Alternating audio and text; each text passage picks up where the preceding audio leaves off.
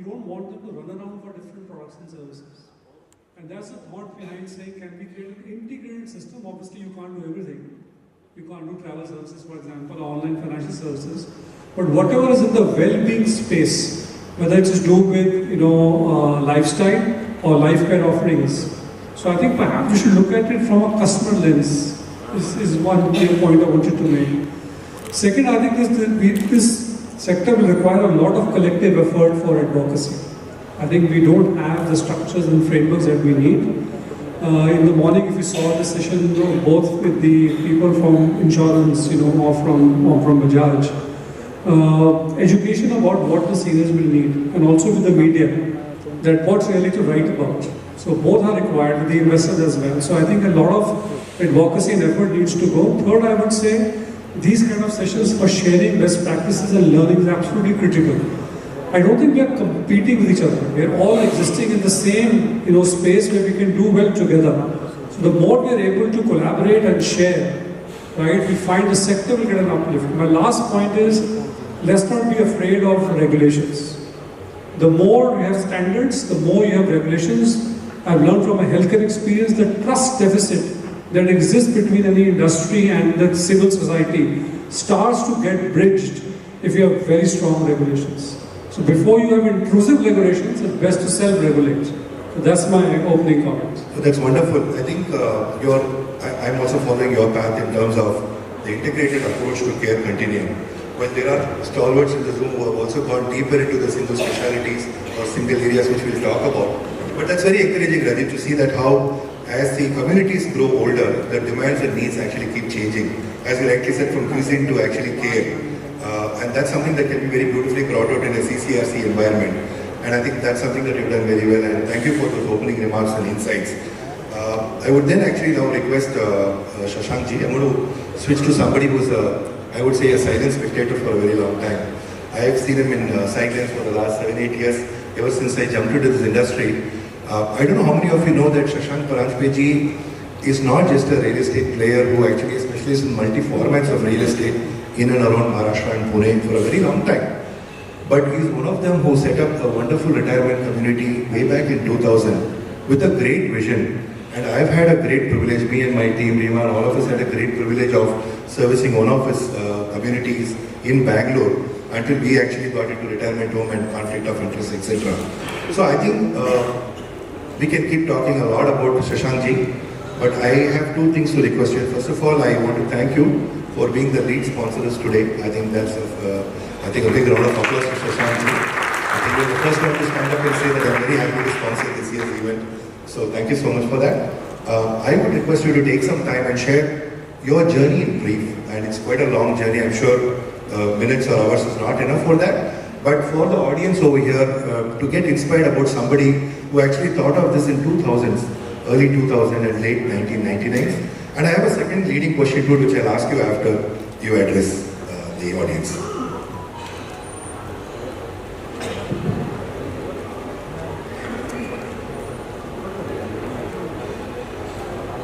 See, you have to answer the question, why?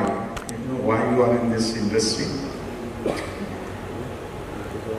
So, as a developer, we address one of the basic necessities of human being, shelter, is one of that.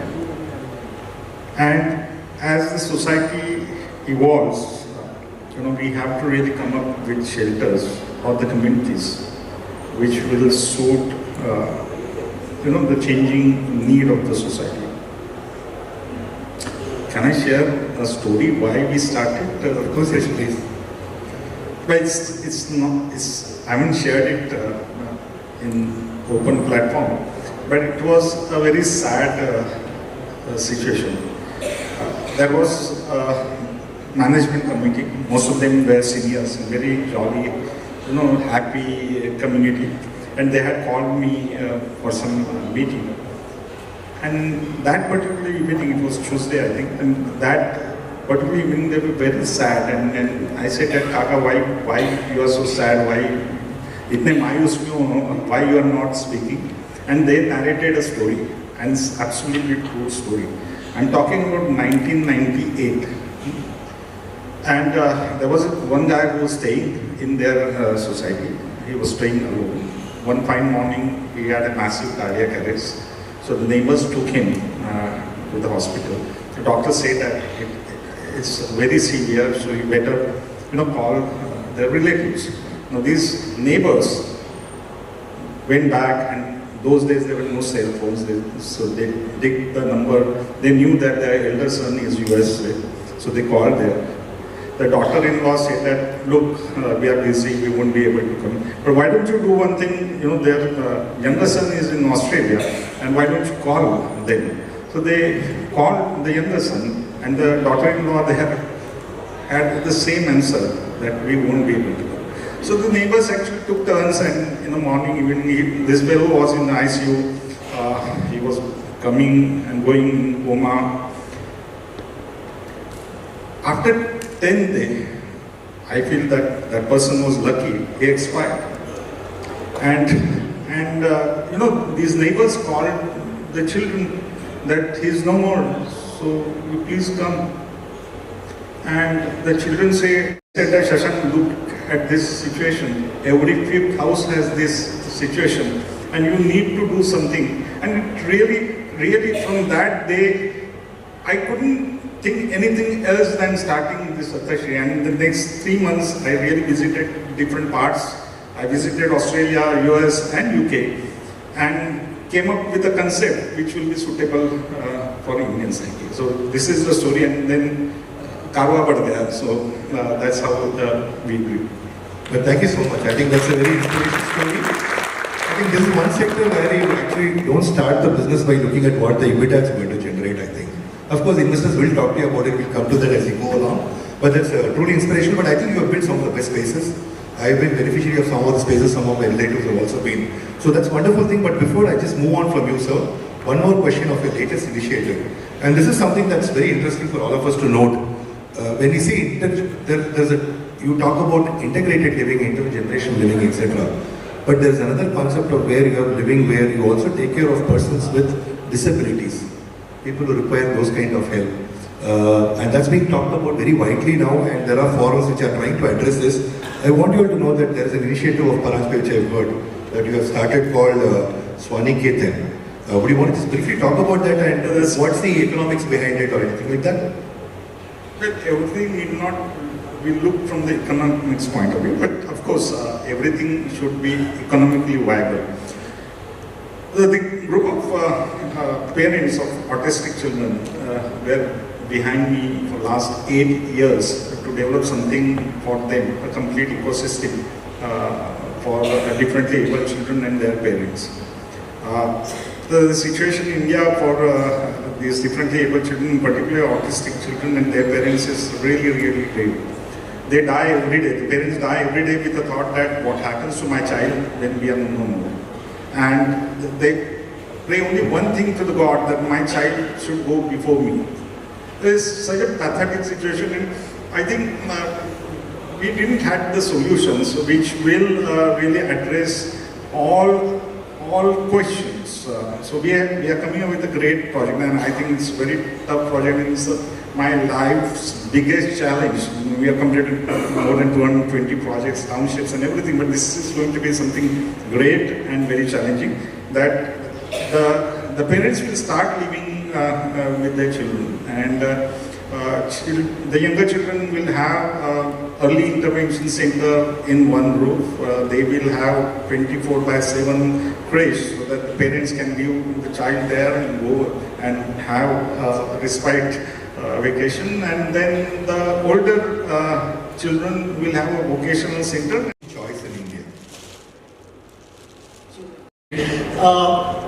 Personally, I'm a believer that, unlike Rajat, I don't believe in that much regulations on the side, especially on the senior living side. On the assisted living, I agree with him. And the reason I don't agree is this: like right now, what's happening in Haryana, as soon as the regulation has come and they've come up with a policy, 17 senior living projects have been approved.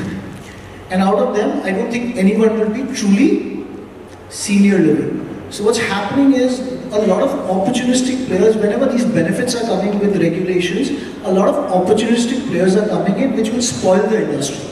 So we have to be very careful when the opportunity comes with regulation. It has a flip side of the coin. So I'm a little scared of that.